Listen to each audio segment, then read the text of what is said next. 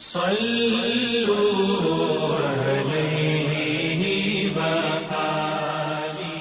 بخاری حدیث نمبر 301۔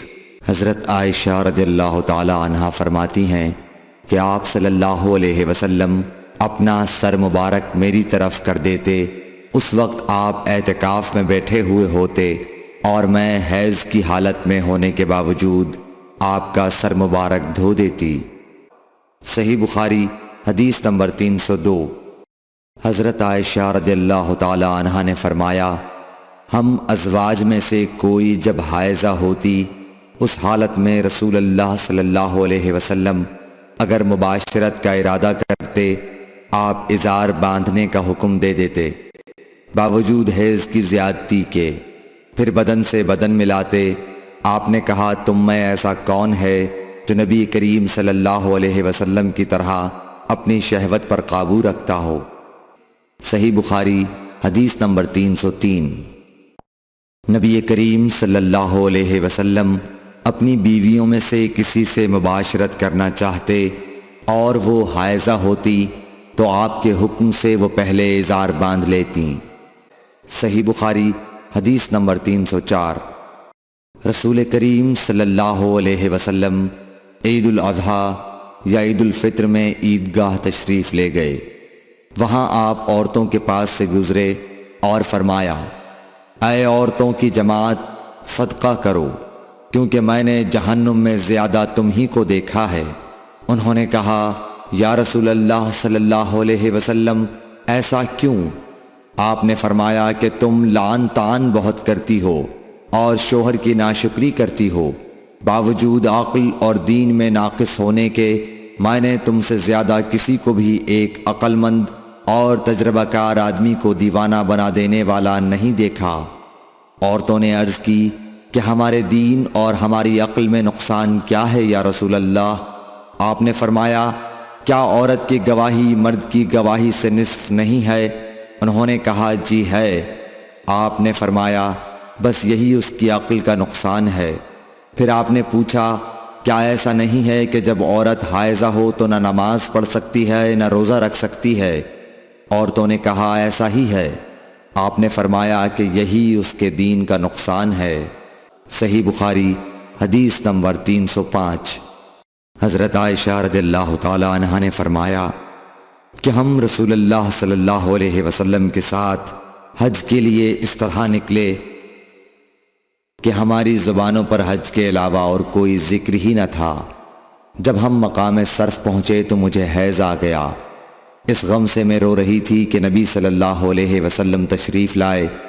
آپ نے پوچھا، کیوں رو رہی ہو؟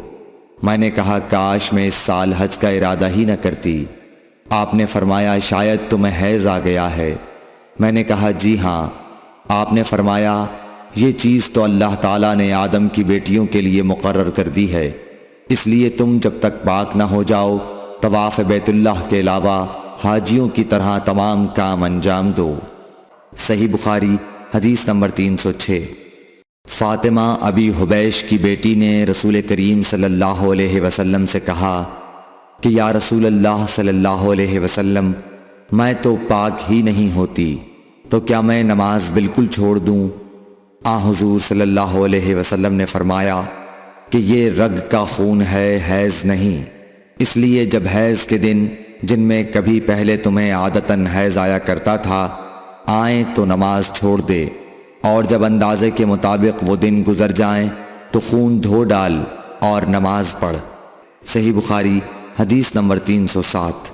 ایک عورت نے رسول کریم صلی اللہ علیہ وسلم سے سوال کیا۔ اس نے پوچھا کہ یا رسول اللہ، آپ ایک ایسی عورت کے متعلق کیا فرماتے ہیں جس کے کپڑے پر حیض کا خون لگ گیا ہو؟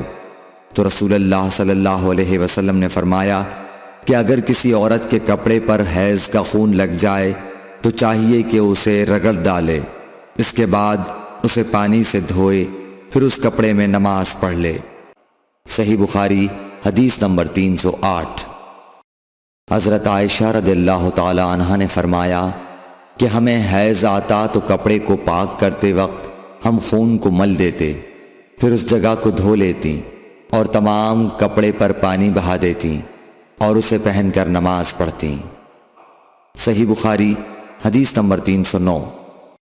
نبی کریم صلی اللہ علیہ وسلم کے ساتھ آپ کی بعض ازواج نے اعتکاف کیا، حالانکہ وہ مستحاضہ تھیں اور انہیں خون آتا تھا، اس لیے خون کی وجہ سے تشت اکثر اپنے نیچے رکھ لیتیں۔